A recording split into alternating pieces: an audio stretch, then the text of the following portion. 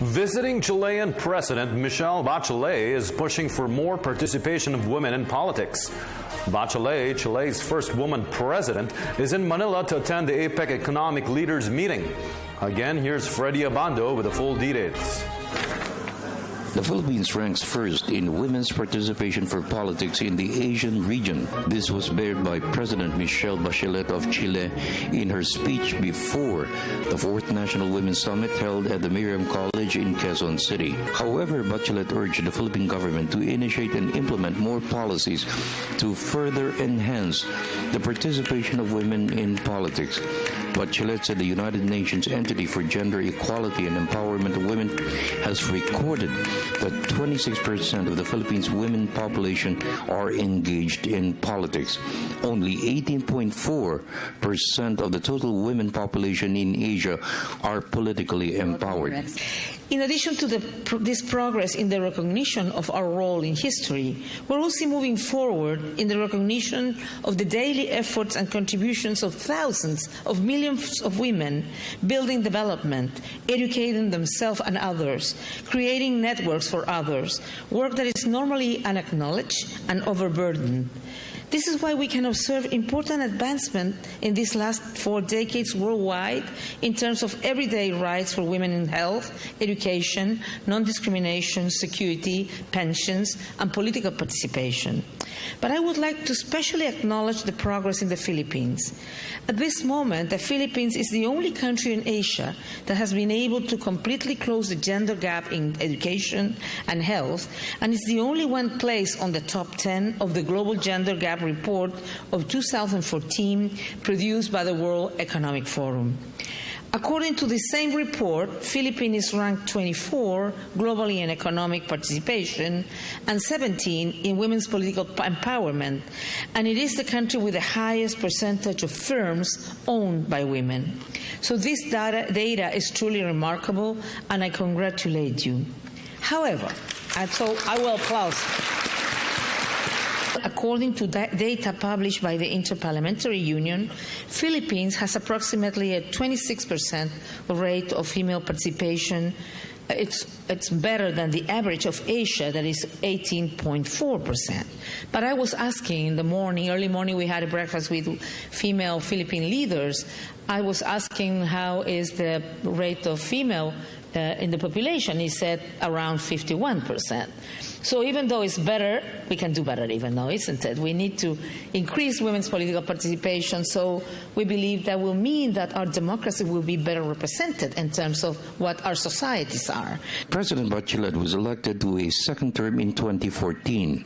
Her first was 2006. She was Chile's first woman defense minister.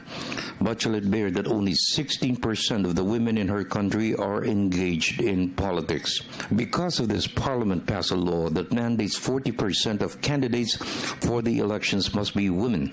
She stressed women participation in women politics will pave the way for the passage of policies and measures to empower women, address problems of violence against women, discrimination in all levels of society.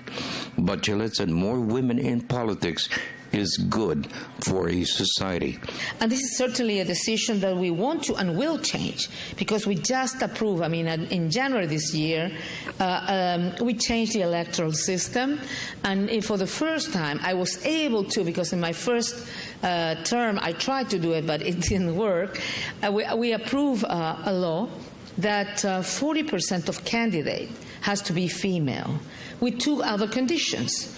Political party who would not inscribe 40% of women won't be able to inscribe any candidate.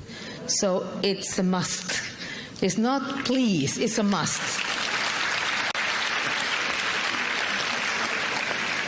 But as many women who has been working on women's rights, we all know that laws can be fooled, isn't it? You can put female candidates in places they will never be elected. I know that. Well, many years ago, I was invited to be a candidate to a municipality where, of course, my political party had 2% of the vote, so I had no chance, no choice. But because we're always like, okay, I'll do it, it's important, I went there and I had 2% of the votes, of course. So afterwards, when I came back to that place, being a president, I said to them, you see what you lost? Young college students from Miriam College and participants at the Women's Summit had one pressing question for President Bachelet. What will it take for a woman to succeed in life? One of the main things when you are in politics, or in life maybe, but particularly in politics, is you shouldn't be in love with your works. But I try to say, you should try always to know if what you think is the right thing to do is really the right thing to do, if it's really having the result that you're looking for. Because many times people get in love with their ideas, but those ideas don't work. And I think you have to be always very self-critical and but not only listen to your advisors, even though my advisors are very good advisors, because I tell them, loyalty for me is not to be a yes man or a yes woman. Loyalty is to tell me that things are not working.